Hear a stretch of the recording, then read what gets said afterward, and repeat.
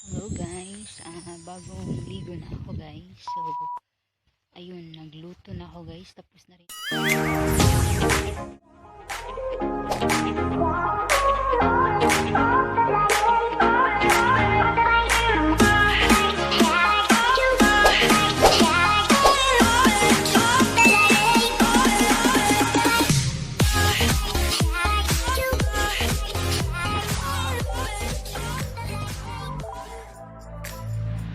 Hello guys, good day. So nandito ako sa isang park guys. Ito yung view guys. So park. So ako lang alone time. So ito yung view dyan. This is the trees. Ang ganda na ng ano guys, yung mga flowers na nakatanong na. From the trees. So mag-ano na kasi, mag-summer na soon. So yeah, ako lang guys. Tapos may binili ako na konting grocery, so mag-haul ako now, konti lang. And then pupuntahan ko ano ba tawag nito, doon may pupuntahan ako doon sa isang restaurant. So yeah, mag-haul na tayo. So yeah, so ito yung park guys na sinasabi ko. Tapos yung iba nakatambay ganyan.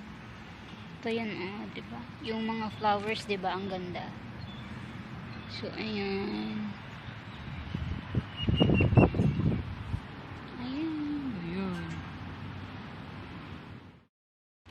So, ito na yung binili ko, guys. Esensya na mahangin. So, bumili ako ng blueberry.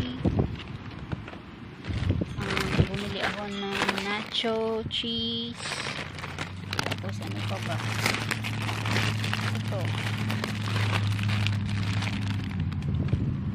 Benita beans. So ayan beans special guys.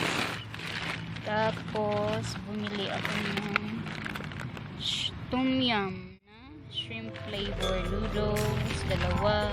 Ayan. Then bumili ako ng chicken. So ayan lang siya guys. Konti lang talaga. Bam! Uy! Taray!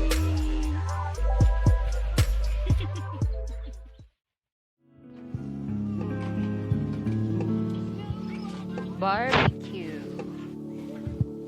Diba? Sauce and the chicken.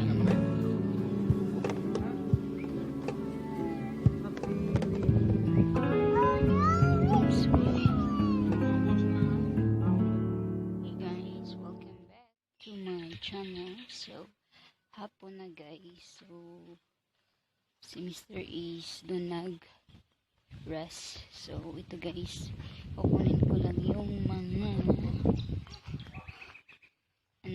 this one washing ko or laundry kanina. Tapos maligo ako guys. Then I'm gonna tawag doon, maligo ako.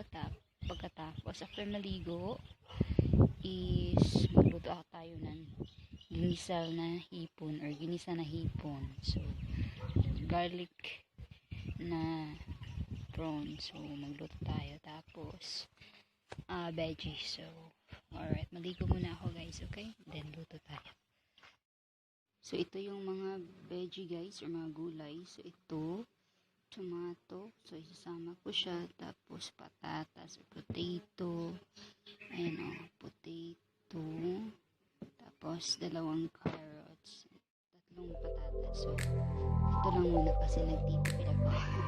Ayan, yung kamatis guys, tapos garlic, parsley.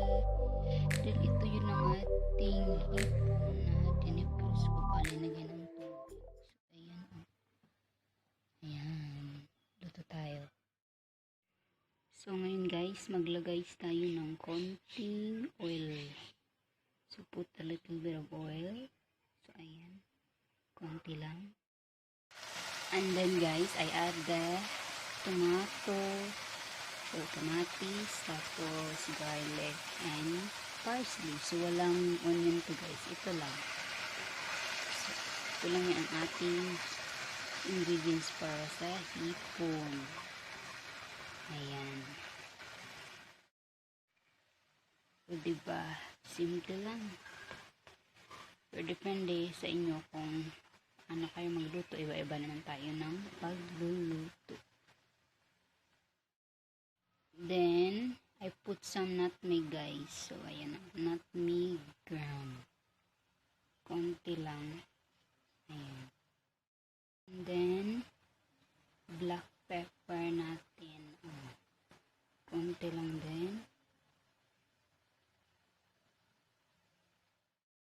And salt.